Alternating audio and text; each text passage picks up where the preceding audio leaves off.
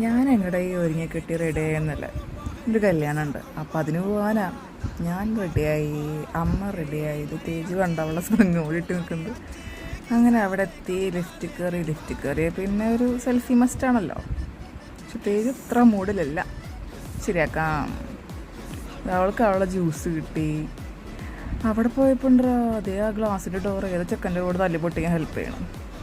പിന്നെ അവളുടെ ഫ്രണ്ട്സ് വന്നു. പിന്നെ അവളുടെ ഫ്രണ്ട്സിൻ്റെ കൂടെ ഫുൾ എൻജോയ്മെൻ്റ് ആയിരുന്നു.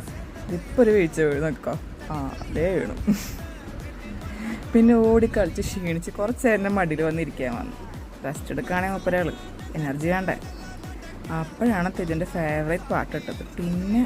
പിന്നെ അവിടെ ഒരു ഡാൻസിൻ്റെ ലഹളയായിരുന്നു.